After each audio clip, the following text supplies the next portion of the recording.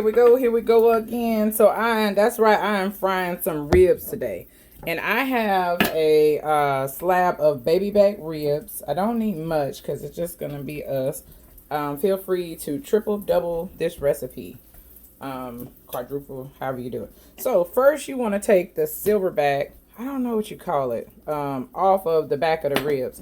And so what I usually do is I always like to start by trimming any unnecessary fat that I will not need off the back of the ribs.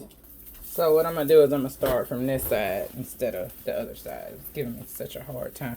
You want to take it and you want to pull it just like so. And the paper towel helps you to have that leverage. See? I got all that gunk off of there.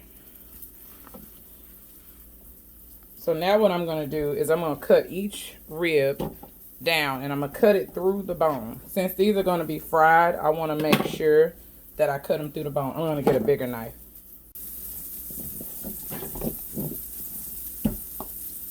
Cut it just like so. And I'm going to cut each individual rib the same. And then I'm going to go back and I'm going to trim any unnecessary fat that's on there. Because these are fried, you don't need it the fat to render on them like you would on the grill. I usually leave a little bit more if I'm grilling. So that way it can help to render and give it flavor, but we're not grilling. So this is how we're going to do our ribs.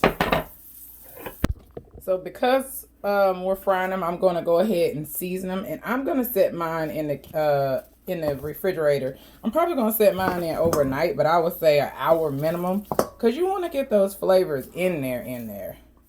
And I've noticed that if I season my meat and let it sit for a little while, it tastes so much better. So that was black pepper that I put on it. Now I have this season blend that I purchased. And I purchased it from Ashley off of My Full Figured Life. Y'all, this season is the bomb. Y'all got to get up on it. I think she is a phenomenal YouTuber. She just loved being her. And this season that she got is on point. I mean, I love it.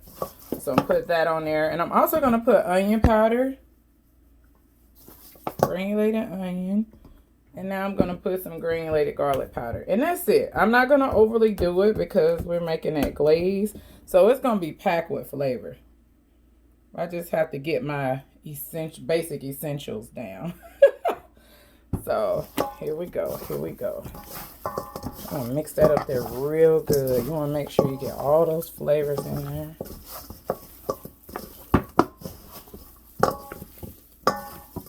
It smells so good.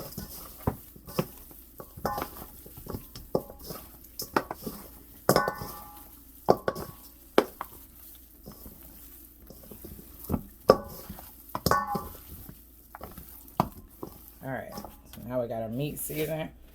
We're going to let it sit. Like I said, I'm going to let mine sit overnight. I say 30 minutes to an hour minimum so those flavors can really soak in those ribs. Alright, so I've been letting my oil heat up for a little while. Now you want to just I'm probably going to do this in 2 batches. I have a fairly big deep fryer for those of you who've been here. And you just want to take it in. You just want to pack it in there and make sure you shake off the excess before you drop it in the fryer. And I'm going to add some more flour to my bowl. Because this is seasoned flour, I don't like to waste a lot of it. If it was regular flour, and you can use regular flour, you can season your own flour. I just like Kentucky flour. And you know, like I said, you just want to pack it in there and then shake off your excess. Cause this is the thing, the bone don't need all that extra bread, or you don't want it too thick. And then you're gonna put that glaze on there. Oh, there we have it. And we're gonna go on over to the fryer. And we're ready to dunk these bad boys. Yeah, baby. Alright. Now I'm just gonna dunk them in there slowly. And like I said, I'm gonna give it about 15 minutes to fry. I think 15 minutes should do it on 330. Maybe a little longer. We're going to check them though. Alright, our time is up. It's been about 17 minutes. Look at that.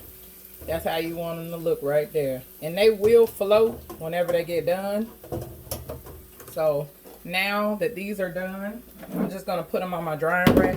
And if you're like me and you have to make 2 batches, just go ahead and put them in the oven on 200 while you're making the other batch. And we're going to get started on the sauce, folks. Alright, so for starters, I'm starting out with about a tablespoon of butter. And we're going to let that melt down, and I'm going to saute the garlic. So I have about 6 cloves of garlic that I minced up earlier. And this is fresh garlic, so I think it will taste different if you use a different, if you use the garlic in the jar. So use fresh garlic for this recipe. I'm also going to use my whisk, so that way I can make sure I incorporate all the ingredients really good. And this does not take long, this part of it. So I'm probably going to give it about 30 seconds. This is where I'm going to add my ½ cup of whiskey. And you just want to let it reduce a little bit. I'm actually going to turn it down a little bit because you don't want it too high. Just let it reduce a little bit. And I'm also going to add a ½ cup of water. I'm also going to add 3/4 cups of pineapple juice.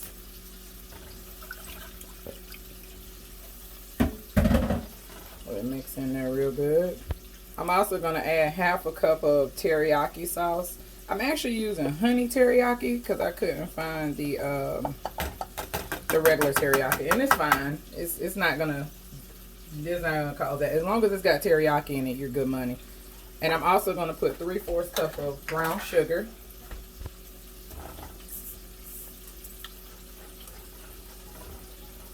You just want to let it reduce. And on the side over here, I have some cornstarch. I have about a tablespoon of cornstarch, and I'm gonna add a tablespoon of water, and I'm just gonna let it simmer. I'm also gonna add about half. I'm also gonna add about a teaspoon of chili flakes because I like this to be a little spicy. This is where I'm gonna hit it with that cornstarch slurry, and then I'm just gonna let it simmer. I'm gonna let it simmer, and I'm gonna keep stirring it, because that cornstarch slurry is going to make it thick. And like I said, it's only 1 tablespoon of cornstarch and 1 tablespoon of water. Alright guys, so I poured the sauce on here. I thought I was recording. I apologize. But here we go, here we go, here we go again. So you see all that reserved liquid at the bottom? I'm going to use that because I like to keep my ribs crispy. And all I did was I just poured the sauce right on there. And just kind of took my little tongs because I don't want to flip it. And then that sauce is hot. If it was wings, it would be a little different because it wouldn't be as much sauce. But this is home run hitter right here. So I'm going to plate these and get started with the positive affirmation. And we on the move, guys.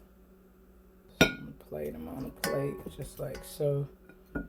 And this is, when I say this is a good game day meal.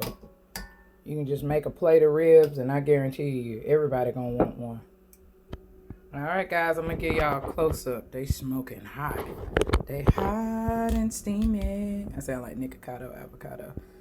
Alright y'all, these fried ribs, fried baby ribs. Well, with that being said, I hope you enjoyed this video. I hope you guys are taking care of yourself and each other and loving out loud and loving each other. I want to proceed with the positive quote. It says, in order to love who you are, you cannot hate the experiences that shaped you. I love you guys. Y'all have a wonderful night. Thank you. Oh, and subscribe to the channel if you have not yet done so. I love you guys. Peace out.